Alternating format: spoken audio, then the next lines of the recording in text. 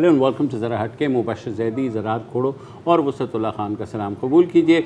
हम शायद खुशकिस्मत हैं कि कराची में बैठे हुए हैं, क्योंकि सारी कमबख्ती जो है वो इस्लामाबाद के सहाफ़ियों पर आई हुई है। और कल ही निस्फ शब से ज़रा पहले यार कल निस्फ शब से ज़रा पहले जो हुआ वो हुआ। आपका जो पहला जुमला है कि हम शायद खुशकिस्मत हैं कि कराची में बैठे हुए हैं, हम तब तक खुशकिस्मत हैं जब तक खुशकिस्मत हैं।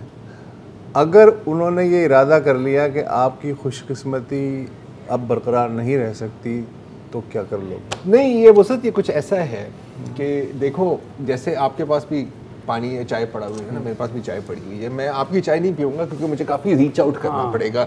यहाँ पे मेरे जो बराबर में चाय पड़ी हुई है ना यार, वो मैं पी सकता हूँ। यानी आपका ख्याल है वो ट्रेन में बैठ के आएंगे? नहीं, मेरा ख्याल है कि थोड़ा ख्वारी करनी पड़ेगी। That's all. Otherwise I agree with. काश ये बात दुरुस्त हो। Carry on Mubashar ji. अल्लाह आपके मुंह में जो है ना बंद ही रखे। वैसे सबके पर यही दुआ है। सही बात।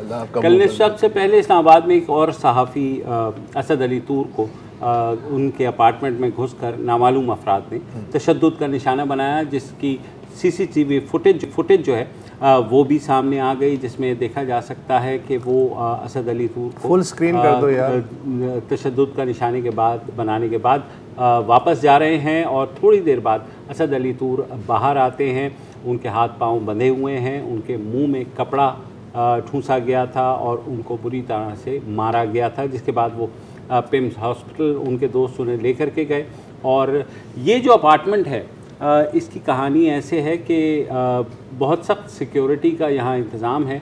कोई आदमी जो है बग़ैर सिक्योरिटी की परमिशन के और उनको ये बता के फ़्लैट ओनर से बात करवाए बग़ैर नहीं आ सकता। मगर ये लोग बहरहाल कैसे आए, इस बारे में पुलिस आपको पता है तफ्तीश करेगी। जैसी तफ्तीश उन्होंने मतीउल्लाह जान के केस में की या अबसार आलम के केस में की कि एक स्पेशल टीम बनाई जाती है, SSP ऑपरेशंस जो हैं वो उसके हेड होते हैं। और उसके बाद क्या होता है किसी को पता नहीं चलता। साजिद गोंदल का केस शुमाली इलाका जात वाला, वो भी अगर हम बहुत पहले जानना चाह रहे हैं तो हम हामिद मीर की भी बात कर सकते हैं। हामिद मीर का जो हमला हुआ, या फिर सलीम शहजाद को जिस तरह इस्लामाबाद में, उसकी भी तहकीकात कहीं नहीं पहुंची। बहरहाल इस केस में भी अब जो है IG इस्लामाबाद ने एक स्पेशल इन्वेस्टिगेशन टीम बना दी है सर। और मतलब नॉर्मल इन्वेस्टिगेशन टीम नहीं, स्पेशल और उसकी स्पेशल SOP है। नहीं, और वैसे एक इंटरेस्टिंग बात, सॉरी स्पेशल इन्वेस्टिगेशन टीम क्या बनती है? SIT। हाँ, तो वो सिटी करते हैं ना यार, विदाउट चीप जोक। अच्छा, अब माफ कर दो। अब तो कोर्स का भी एक SOP बन गया है कि जब भी ऐसी वारदात होती है वो IG और DIG के कान खींचते हैं। हाँ कि यार तू बता कौन है, क्या हो क्या रहा है। अब वो क्या बता नहीं, लेकिन आपके ख्याल में कोर्ट से कान खींचेंगे? नहीं, DIG व AG की तो खींचते हैं। नहीं, जजेस हमेशा ऐसी वारदात के बाद IG से पूछते हैं और उसे भी डांट पिलाई जाती है कि देखें ये अमन की सूरत हाल के आप जिम्मेदार हैं, किस तरह का शहर चला रहे हैं। हर आदमी जो है किसी आदमी को उठा ले, ये है आपकी जॉब। तो वो IG जो है हाथ बांध के सुनता है। अच्छा, ये जो फिल्म चल रही है, सॉरी आप बताइए, ये जो फिल्म चल रही है ना, अगर लग रहा है कि थोड़ी सी यार ये फिल्म पहले भी देखी है, वो इसलिए है क्योंकि ये फिल्म हमने पहले देखी है। और जो किरदार है यार, मुझे वैसे एक चीज मुझे सैल्यूट करना होगा कि किसी ने कोई बॉदर नहीं कर रहा। काफी अच्छी क्वालिटी का CCTV आप देख रहे हैं। तो ये बॉदर नहीं, मतलब colour live in colour technical कोई ये बॉदर नहीं कर रहा कि यार थोड़ा सा अपना चेहरा वेरा छुपा ले। नहीं, उन्होंने पहने में नहीं मास्क जो पहने हुए थे वो बहरहाल उनके वो हस्ब मामूल वो दूसरे वाले उसमें एतमाद की बात ये है कि ये टेक्स्ट बुक उसूल है कि अगर मैं आपको कूटने जा रहा हूँ तो मुझे पता होगा, मैं रैकी करूँगा कि कहाँ कैमरे लगे हुए हैं, ठीक है। अच्छा, और कम से कम जो सामने कैमरा जिसमें फेस आ सकता है उसकी तारें ज़रूर इधर उधर कर दूंगा ताकि कम से कम वो ब्लाइंड हो जाए अगर मुमकिन हो। लेकिन एतमाद का आलम चेक कीजिए ना, वही तो मैं कह रहा हूं। आए, उन्होंने अपना काम किया, और उन्हीं सीढ़ियों से निकल ली है। लेकिन ये फिर कैमरे लगे तो लगे भी कदरन शरीफ है, पता है क्यों? क्योंकि कम से कम रात के अंधेरे में वारदात की नहीं, लेकिन जहाँ कैमरे लगे नहीं आवाज सुने ना यार, मतीउल्लाह जान वाले केस में वो तो दिन दिहाड़े स्कूल के सामने और गाड़ियों के साथ और वो भी कैमरे पे थे, वो तो शुक्र कर वो सेफ सिटी के कैमरे नहीं थे। कैमरा खराब होता है जो ये इन दिस केस अपार्टमेंट का कैमरा था, उस केस में स्कूल का कैमरा था जो कि काम कर गया। वरना ये है कि सेफ सिटी तो इतना सिक्योर प्रोजेक्ट है अल्हम्दुलिल्लाह के सहाफी पे हमले की एक फुटेज नहीं मिलती बिल्कुल। और जो जाती हैं नादरा के पास वेरिफिकेशन के लिए, नादरा जो है उनको वेरीफाई नहीं कर पाता। तुम किसी बात कह रहे थे कि स्मार्ट कैमरे आ गए, यही स्मार्ट कैमरा है ना कि जब वक्त हो तो बंद हो जाए, ये और ना वक्त हो तो खुल जाए। ये स्मार्टनेस इसी को कहते हैं। अच्छा, अब पुलिस का मसला यही है, कान तो उनके बेचारों के खींचे जाते हैं, उनसे बात करें कि क्या हुआ, तुम्हारे पे बस ना चले तो गधे के कान ऐठे जाते। पुलिस का जो एक स्टैंडर्ड आंसर होता है ना, आपको तो पता है सर, तो फिर उसके बाद आप कहते कि यार मैं क्या कहूँ, मैं क्या मुझे क्या पता होगा भाई, आपने इन्वेस्टिगेशन करनी नहीं, मेरे तो नहीं, आप क्या बहुत आप पहली दफा आए हैं यहाँ पे या पाकिस्तान में नहीं रहते हैं। हाँ, तो वो पुलिस वाले भी बेचारे, अब जिनसे मैं बात कर रहा हूँ वो कह रहे सर अब FIR काट दी, और FIR ना सिर्फ काटी, चलो यार मतलब जान लोगे यार, पहली दफा ये कि नाम भी डाल दिया कि भाई खुफिया एजेंसी के एहलकार ने जो है बकौल असद तूर के उन्होंने अपने आप को इंट्रोड्यूस कराया, उसके बाद मारना शुरू किया, फिर नारे वाले भी लगवाए पाकिस्तान। एक और बड़ी मजेदार चीज होती है, अभी देखिए अगेन स्क्रिप्ट तो में पुरानी है यार, वो 1000 दफा देखा है। अच्छा, एक बात मैं बता दूं आपको कि ये जो हम हंस बोल रहे हैं ना, मजाक कर रहे हैं, ये दरअसल हम अपना जो अंदर का खौफ है ना उस पे काबू पाने की कोशिश कर रहे हैं। ये सरासर झूठ है। हम करते ही कॉमेडी प्रोग्राम, हमारी कोई बात सीरियसली लेने की नहीं है भाई, छोटे छोटे बच्चे हैं यार, क्या हो गया यार, क्या कह रहे करो। हाँ, ये बातें ऑफ एयर की जाती है यार। अच्छा नहीं, आप ऑन है।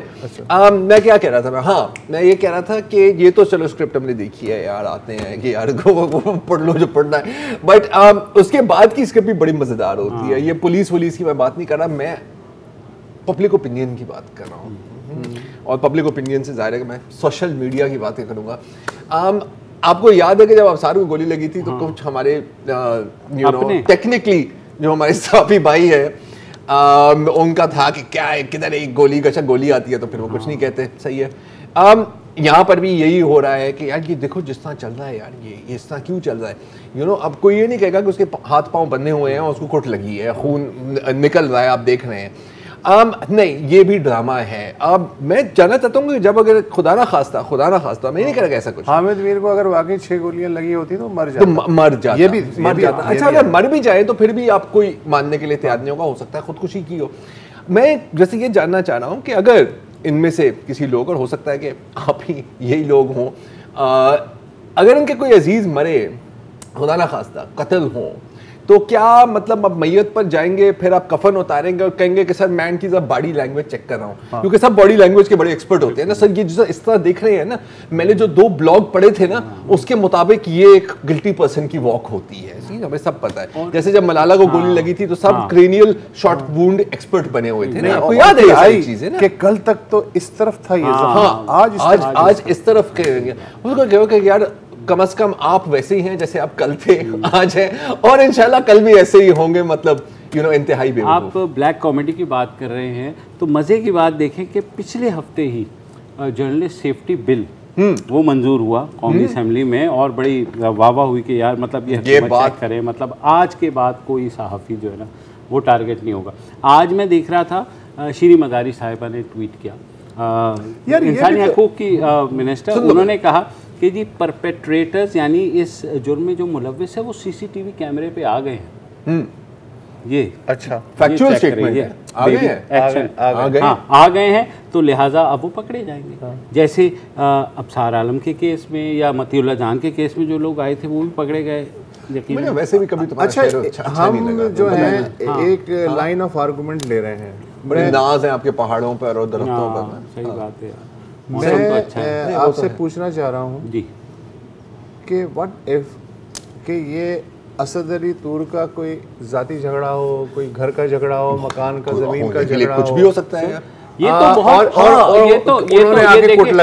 ये तो बहुत गोल्डन अपॉर्चुनिटी है रियासत और हुकूमत के लिए कि भाई उनको पकड़ के लाएं और सबके सामने कहें कि ये जाती झगड़ा था और हमारे ऊपर ये कैसे इल्जाम लगा, किस तरह के लोग हो तुम यार। मैं कह रहा हूँ ये तो सुनहरी मौका है, सुनहरी मौका है कि भाई आप अपने आप को एब्जॉल्व करें। जो उंगलियां आपकी तरफ उड़ जाती हैं हर दफा, आप जो है ना वो उनको जवाब दे सकते हैं कि यार ये देखे भाई इनका ये मसला था, ये कोई और जाती मसला था जिसको ये करके तो इन्होंने कौमी सलामती के इदारों इसके साथ जब इन लोगों को मंजर आम, जब इनको एक्सपोज करें ना, तो जो कह रहे थे ना कि यार ऐसा नहीं है, उन पर आप सजा लगाएं कि आप ऑन एयर लाइव बैठ के ना ठा अपने आप को चमाट कस के चमाटे मारे।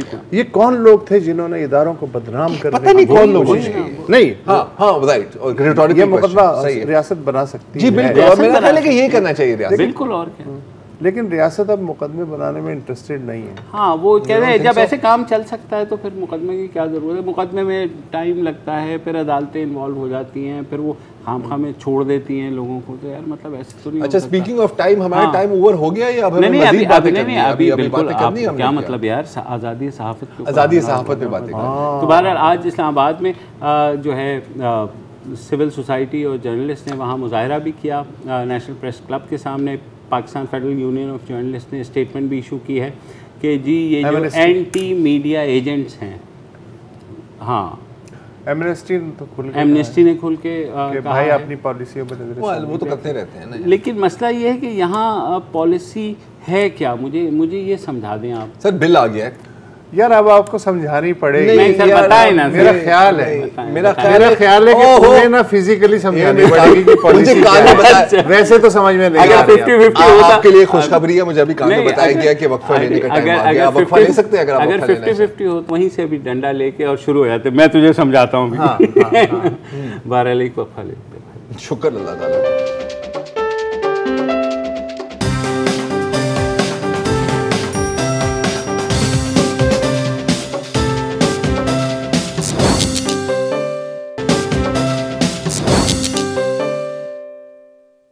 Welcome back. और लगता यह है कि हुकूमत जो है जस्टिस काजी फ़ाइज़ ईसा केस में अभी भी उम्मीद लिए बैठी है कि कुछ ना कुछ हो जाए, डिस्पाइट द फैक्ट कि सुप्रीम कोर्ट ने न सिर्फ जो सदर का रेफरेंस है उसको ख़त्म कर दिया था, और उसके बाद जो है जस्टिस काजी फ़ाइज़ ईसा के रिव्यू पटिशन में FBI को भी तहकीकात से रोक दिया था। जो फाइनलिटी हो गई थी उसके बाद कोई ऐसा हुकूमत के पास ऑप्शन नहीं था, मगर एक नया ऑप्शन निकाला गया। आज जो है एक क्यूरेटिव रिव्यू पटिशन फाइल की गई, जिसका पाकिस्तानी जूरिस्प्रूडेंस में तो बहरहाल कभी किसी ने कोई जिक्र नहीं सुना।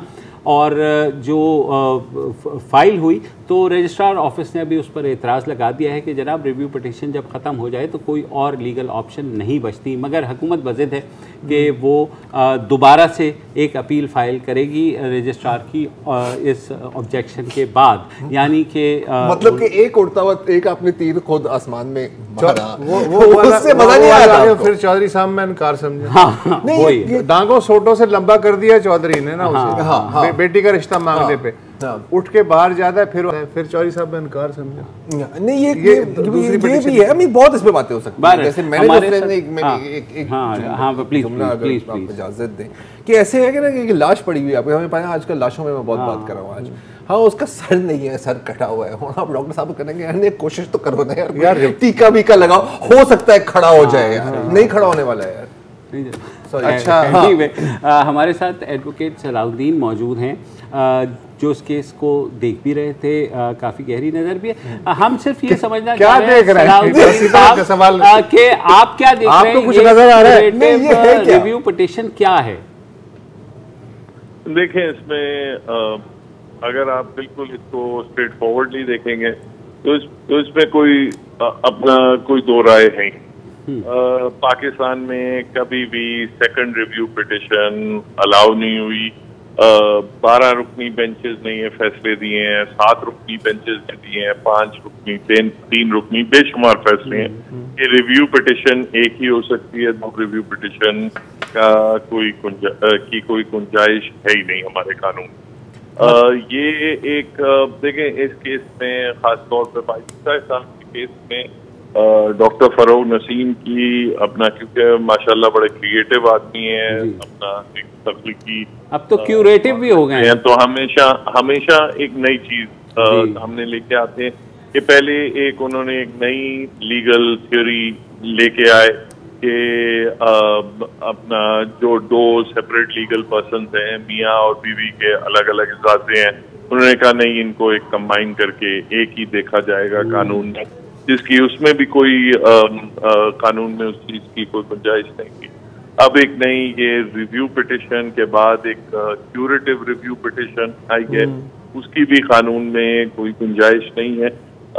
मामला देखें बड़ा सिंपल है। इसको एक्चुअली अगर आपने पिछले 1-1.5 महीने से अगर आप देख रहे हैं, जब से रिव्यू के फैसले में हुकूमत के खिलाफ फैसला आया, फाइज ईसा साहब को बरी जमा करार दिया गया, उसके बाद आप सोशल मीडिया पे देख रहे हैं हर रोज 2 या 3 बड़ी स्लिकली प्रोड्यूस्ड अपना बड़ी अच्छी हाई प्रोडक्शन वैल्यूज की वीडियोस आती हैं, जिसमें रोज सुप्रीम कोर्ट को भी बुरा भला कहा जाता है। जिन जजेस ने फाइज ईसा साहब के हक में फैसला दिया है उनको भी बुरा भला कहा जाता है। फाइज ईसा साहब को तो वैसे ही अपना टारगेट किया जाता है। तो ये पिछले 1-1.5 महीने से हो रहा है। जो चंद सहाफी थे, अपना कोर्ट रिपोर्टर्स थे, जो इस प्रोपेगेंडा, इस नैरेटिव को काउंटर एक्ट करते थे और करते हैं, उनमें एक कल असद अली तूर साहब की भी अपना हाउस में घुस के उनकी पिटाई की, उनकी समात हो गई। मतीउल्लाह जान साहब का तो पहले ही वो अगवा का केस है, वो भी सुओ मोटो अभी तक कोई कम से कम कोई खातिर खा उसमें प्रोग्रेस नहीं हुई, जबकि सुओ मोटो तो दिया गया था मगर प्रोग्रेस नहीं हुई। तो ये सब जो हरबे हैं ये अभी इस्तेमाल किए जा रहे हैं और ये अब क्यूरेटिव रिव्यू पिटिशन जो है वो उन्हीं हरबों में से एक और मजीद एक इजाफा है। अच्छा, मैं ये जानना चाहता हूँ कि शरीफुद्दीन पीरजादा जो हैं वो लीगल विज़र्ड के तौर पे मशहूर थे, वो हैट में से खरगोश हर तरह का निकाल लेते थे, लेकिन ये जो फ़र्रुख नसीम साहब ने ये जो कारनामा किया, एक इनोवेशन की है, अगर आज शरीफुद्दीन पीरजादा जिंदा होते तो फ़र्रुख नसीम के साथ क्या करते, कुट वुट लगाते इनकी? देखिए, मैं समझता हूँ ये रैबिट शायद इन्होंने हेड से निकाला है, मगर ये एक स्टिल बॉर्न रैबिट है। ये अपना पैदाइश पे ही मुर्दा है। अपना इसमें कोई अपना एटलीस्ट कानूनी तौर पे इसकी ना कोई वक़्त है, ना कोई स्टैंडिंग है इस थ्योरी की। बात ये एक अभी हुकूमत के साथ मैं समझता हूँ ये खेल अवाम के साथ तो जो हो रहा है सो हो रहा है, और जो अदलिया के साथ है वो भी अदलिया को इन चीज़ों में अपना बेकार की चीज़ों में इन्वॉल्व किया जा रहा है। मगर जो सबसे बड़ी ज्यादती है मैं समझता हूँ हुकूमत के साथ की जा रही है।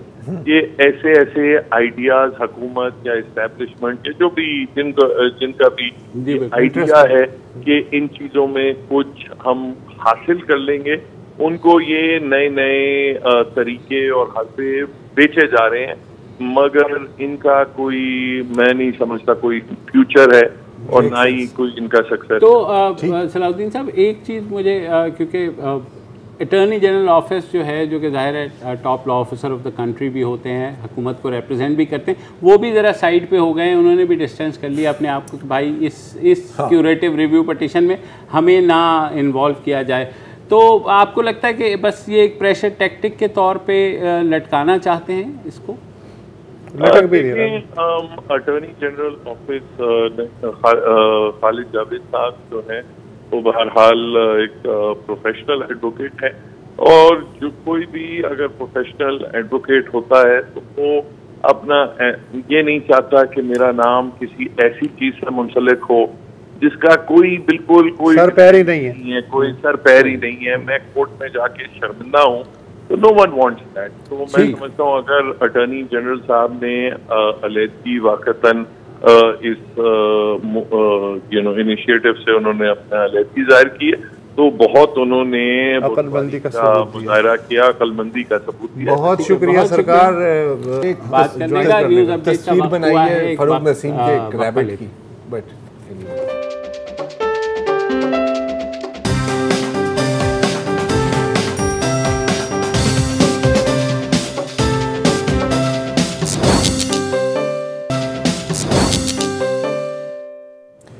Welcome back. अक्सर एक कंप्लेंट सुनी जाती है नौजवानों से कि जी हमने तालीम हासिल कर ली, हमने डिग्री भी ले ली, लेकिन हमें नौकरी नहीं मिल रही, या अगर मिलती है तो तनख्वाह शायद इतनी नहीं होती कि आप अपने ज़रूरतों को पूरा कर सकें या घर वालों की ज़रूरतों को पूरा कर सकें। और फिर कभी कभी अगर आपके पास आला तालीम के मौके आपको नहीं मिले, लेकिन आपके पास एक आइडिया है, कोई भी बिजनेस आइडिया है या एंटरप्रेन्योरियल आइडिया है, ये समझ नहीं आती कि इसको दिमाग से निकाल कर ग्राउंड पर इम्प्लीमेंट कैसे किया जाए। तो अगर ये जो बातें हैं ये आपको कहीं क्लिक कर रही हैं, तो फिर जो हम इस मौजू पर हम जब अभी बात करने वाले हैं वो आपके लिए बहुत ही इंटरेस्टिंग होगा।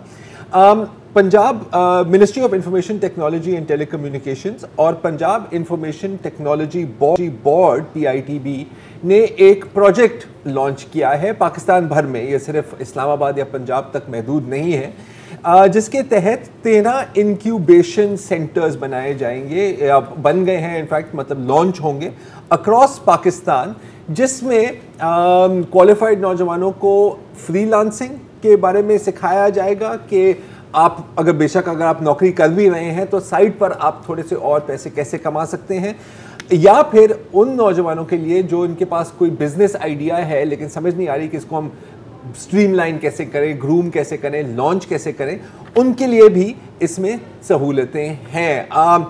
इसको मज़ीद इस पर बात करने के लिए हमने आज दावत दी है इसी प्रोजेक्ट के जो जॉइंट डायरेक्टर हैं हमाद खालिक साहब, जो हमें थोड़ा सा इसके बारे में मज़ीद बताएंगे।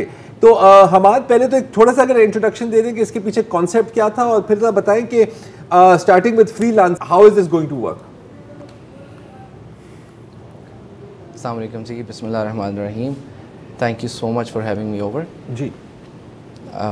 इसका हिस्ट्री कुछ यूँ है कि Punjab IT board had the advantage कि उन्होंने पाकिस्तान का पहला पब्लिक इंक्यूबेटर लॉन्च किया था प्लान 9 के नाम से 2012 में जी। और फिर उसकी कुछ 8 साल के ऑपरेशंस को देखते हुए, उसके रिज़ल्ट्स को देखते हुए ministry of IT and telecom ने पिछले ही साल ये प्रोजेक्ट अप्रूव किया, जिसमें ये फ़ैसला किया गया कि जो इंक्यूबेशन फैसिलिटी है या इंक्यूबेशन सपोर्ट है, इसको पाकिस्तान में कराची, लाहौर और इस्लामाबाद से बाहर लेके जाया जाए और छोटे शहरों में भी ये सपोर्ट दी जाए, क्योंकि इसमें भी उतने ही इक्वली मेंटली एबल और इक्विप्ड लोग मौजूद हैं जिनको अगर हम ये सहूलत दे सकें तो हम पाकिस्तान में स्टार्टअप कल्चर को फ़रोग़ दे सकेंगे।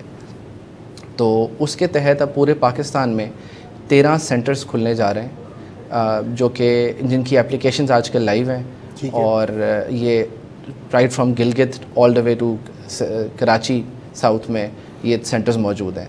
तो इसकी मोडालिटी पे मैं आपसे दोबारा डिस्कशन कर लूँगा, will go back to this. साथ ही साथ आपने फ्रीलांसिंग में पूछा, तो इसी तरह साइड बाय साइड PITB का जो एंटरप्रेन्योरशिप डेवलपमेंट विंग है, इसके अंदर एक प्रोजेक्ट हमारे पास फ्रीलांसर से रिलेटेड भी था जिसका नाम ई-रोज़गार था।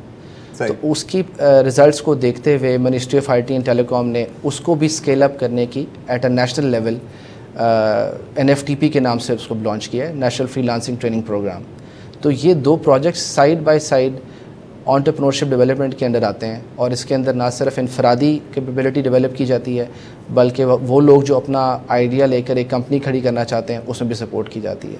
तो ये जो दूसरी तरफ फ्रीलांसिंग का प्रोजेक्ट है, इसमें पूरे पाकिस्तान के अंदर 20 फ्रीलांसिंग ट्रेनिंग सेंटर्स आ रहे हैं, इन फ्रीलांसिंग सेंटर्स के अंदर ये गवर्नमेंट यूनिवर्सिटीज़ के अंदर बनाए जाएंगे, और ये अभी इनमें से काफ़ी सारे ऑपरेशनल हो चुके हैं।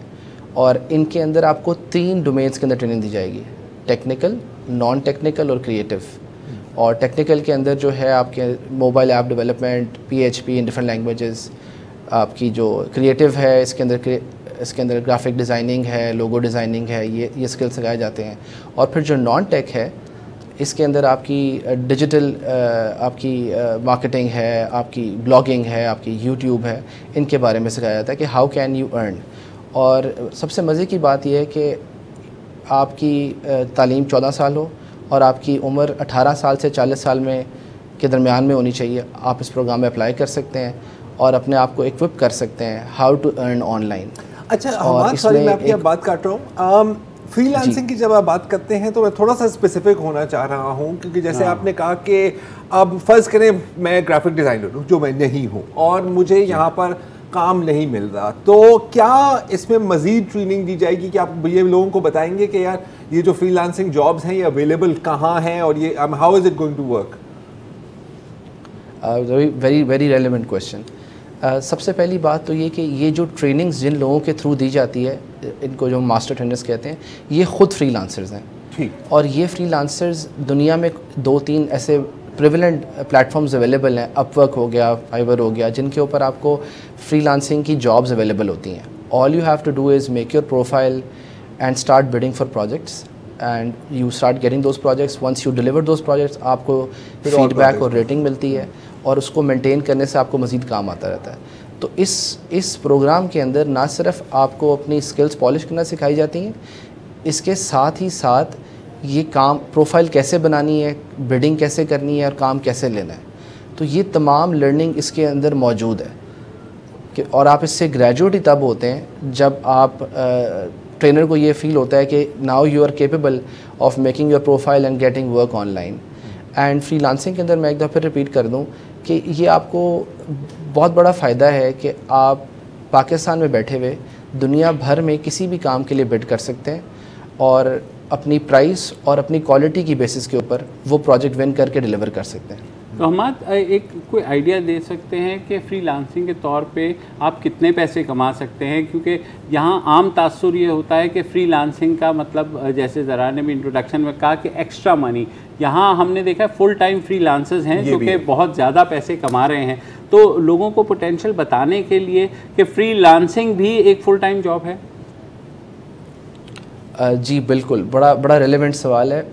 फ्रीलांसिंग बिल्कुल एक परमानेंट जॉब की रिप्लेसमेंट को कह सकते हैं आप उसे, क्योंकि हमारे पास ऐसे केसेस हैं कि जहाँ पे लोगों ने महीने के कई लाख रुपए कमाने शुरू कर दिए हुए हैं। और अब तो ये हो चुका है कि वो एक मिनी सॉफ्टवेयर हाउस बन चुके हैं कि अगर यानी कि मेरी प्रोफाइल इतनी स्ट्रांग हो चुकी हुई है और मैं इतने प्रोजेक्ट उठा चुका हुआ हूँ कि मैं सिंगल हैंडेडली उसका लोड नहीं केटर कर सकता। तो मैंने उस लोड को केटर करने के लिए अपने साथ कुछ और लोग जोड़ लिए हैं जो मेरी हेल्प करते हैं इसको डिलीवर करने में। मतलब तो वही जैसे और अगर हम आपको माउसी संग ने कहा था ना कि 1000 मील की फासला भी कदम कदम ही आप पढ़ते हैं। हमाद सॉरी मैं आपकी बात काट रहा हूँ, यहाँ पर वक्फा लेना है। वक्फे के बाद आपसे पूछेंगे कि जो एंटरप्रेन्योरशिप है और जो स्टार्टअप्स है उसमें क्या पोटेंशियल है।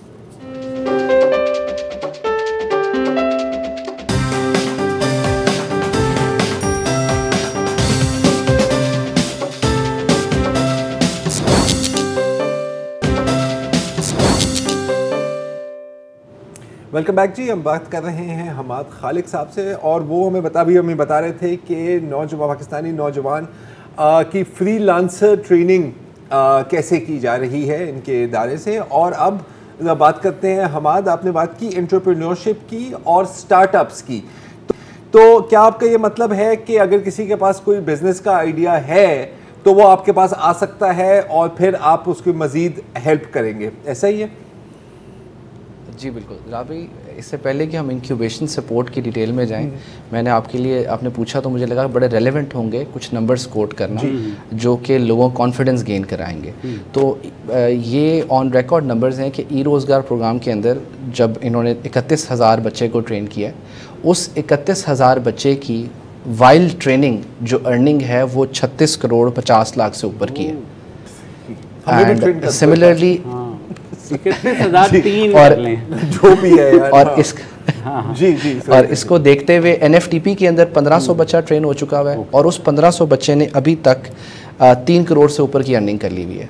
तो ये वो नंबर्स हैं जो आपको मेरा ख्याल लोकल जॉब मार्केट से बहुत बेहतर अर्निंग, और इसमें एक खातिर खा जो परसेंटेज है वो हमारी ख़वातीन की भी है, क्योंकि वो वर्क फ्रॉम होम उनके लिए बड़ा ईजी हो जाता है। And post marriage it is very difficult, post kids very difficult to get back to job market. आज ही आपने ख़वातीन की बात की, मैं एक रियाज सोहेल की स्टोरी पढ़ रहा था, वहाँ BBC पे लगी हुई है, बड़ी खुशी हुई पढ़ के कि खैरपुर का कोई कस्बा है राहूजा, वहाँ एक लड़की रहती है राबिया नाज, इंटर तक उसकी तालीम थी, फारिग थी। उसने कहा क्या करूँ, उसके जहन में आइडिया है कि चलो वेबसाइट बनाते हैं। तो उन्होंने जो है अपना वेबसाइट बनाई, फैशन के नाम से यूट्यूब चैनल बनाया।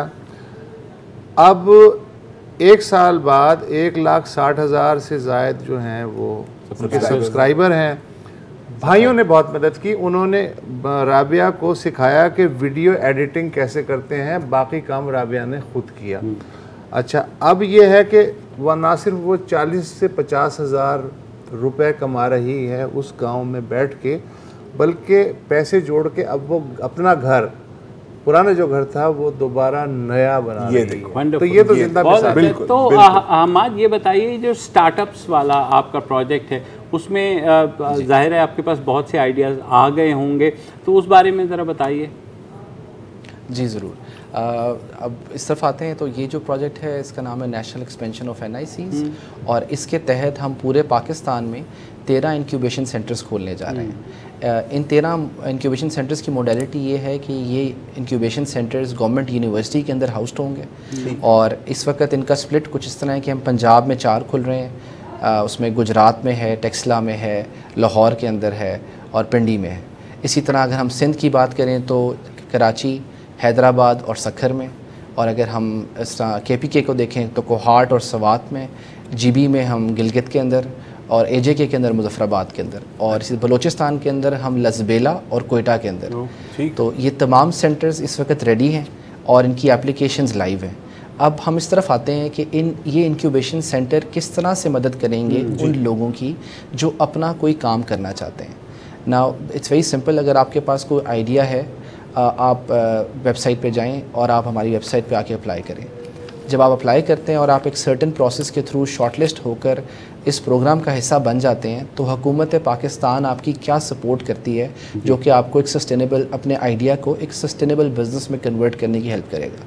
सो नंबर 1, आपको फ्री ऑफ कॉस्ट 6 महीने का इंक्यूबेशन साइकिल होता है, यानी कि 6 महीने के लिए आपको फ्री ऑफ कॉस्ट स्पेस दे दी जाएगी, अपना ऑफिस स्पेस। फिर नंबर 2, अगर आपका स्टार्टअप सेलेक्ट हो जाता है तो ना सिर्फ आप बल्कि आपके साथ के 4 और लोग, यानी कि 5 लोगों को 15,000 रुपया माहवार 6 महीने तक के लिए मिलेगा। तो यानी कि एक स्टार्टअप आइडिया को 75,000 रुपये तक की गवर्नमेंट सपोर्ट दे रही है पर मंथ, और अगर हम उसको 6 महीने पे ले जाएं तो ये सपोर्ट 4 से 5 लाख रुपए की बन जाती है। सो ये आपकी फाइनेंशियल सपोर्ट है। फिर इसके साथ ही साथ हमने इंटेलेक्चुअल लर्निंग का बड़ा कॉन्सेप्ट है कि हमारा उस पर एम ये है कि आपकी एंटरप्रेन्योरियल माइंडसेट डेवलप किया जा सके। तो उसके साथ ही साथ आप अगर टेक्निकल बैकग्राउंड से हैं या बिजनेस बैकग्राउंड से हैं, despite of that we have developed a curriculum जो आपकी हेल्प करेगा ताकि आप किसी आइडिया को अपने एंटरप्रेन्योरियल माइंडसेट से देख सकें। तो वो करिकुलम है। फिर हमारे पास लॉ फॉर्म ऑन बोर्ड है, आपकी लीगल कंसल्टेशन फ्री है। हमारे मुल्क में लोगों को लीगल राइट की आगे ही नहीं होती, तो आपने कंपनी कैसे फॉर्म करनी है, आपके क्या राइट्स हैं, क्या पेपर वर्क आपको करना चाहिए, इसकी तमाम कंसल्टेशन सारी फ्री है। तो वो लीगल कंसल्टेशन आपको फ्री मिल गई, आपको ऑफिस स्पेस फ्री मिल गई, आपको थोड़े से पैसे मिल गए। फिर एक टीम है हमारी इंक्यूबेशन टीम जो आपकी मदद करती है, आपके टीम मेंबर्स बन के in materializing your idea into a reality. So वो आपके साथ साथ ना सिर्फ आपको असिस्ट करेंगे बल्कि आपको पुश करेंगे कि whatever you doing you should be able to execute it fast. So और मैं यहाँ आम आवाम के लिए एग्जांपल देना चाहूँगा कि जो इंक्यूबेटर्स होते हैं वो आम ज़बान में कैंसर अस्पताल की तरह होते हैं कि अगर आप जब उस पर एक लिमिटेड नंबर ऑफ़ पेशेंट्स का आप इलाज कर सकते हैं, तो जब आइडियाज़ की हमारे पास एप्लीकेशंस आती हैं तो हम उनमें से सिर्फ वो पिक करते हैं जो हमें लगता है कि जिनका अगर इलाज किया जाए तो वो सस्टेन कर जाएंगे। तो हम उन आइडियाज़ पे मेहनत करते हैं जो सस्टेनेबल कंपनीज़ बन सकें। तो उस बेसिस पे आपकी सिलेक्शन होती है, और फिर हमारा एम 6 महीने का सिर्फ ये होता है कि जो भी पाकिस्तान का शहरी अपना आइडिया लेकर आया है 6 महीने बाद उसको उस आइडिया के एग्जीक्यूशन में जितने लोगों की ज़रूरत है उसका आइडिया अपने बिजनेस ऑपरेशन से वो खर्चा निकाल रहा हो। अच्छा अब देखिए ज़ाहिर है सेलेक्ट होने से पहले अप्लाई करना होगा, तो जी बिल्कुल अप्लाई एप्लीकेशन का प्रोसेस क्या है, क्योंकि ज़ाहिर है कुछ लोग देख रहे होंगे शायद वो भी अप्लाई करना चाहें, तो कैसे किया जाए? जी, इसकी वेबसाइट है nep.pitb.gov.pk। आप इस वेबसाइट पे जा सकते हैं। इस पे तमाम लोकेशंस किन किन यूनिवर्सिटीज़ के अंदर ये मौजूद हैं, ये सेंटर्स। आप जिस शहर से हैं जहाँ इंक्यूबेशन हासिल करना चाहते हैं वहाँ अपना उसका वो लोकेशन चूज़ करें और अपनी एप्लीकेशन फ़िल करें। अभी ये एप्लीकेशन अगले वीकेंड तक इंशाल्लाह लाइव है, आप अप्लाई कर सकते हैं। We have received more than 1000 applications as of now. and we're getting a very good response, and I'm thankful to Dawn News के आपके through we'll be able to reach more public so that people जो कि अपना काम करना चाहते हैं या entrepreneurship में career pursue करना चाहते हैं उनको इस support के बारे में पता चल सके। और ये सपोर्ट अब छोटे शहरों में जा रही है, और मैं आपके प्लेटफॉर्म से ये भी बात करना चाहूँगा कि इन छोटे शहरों में सर्टेन इंडस्ट्रीज़ पहले ही से कायम हैं और दे आर डूइंग वेल।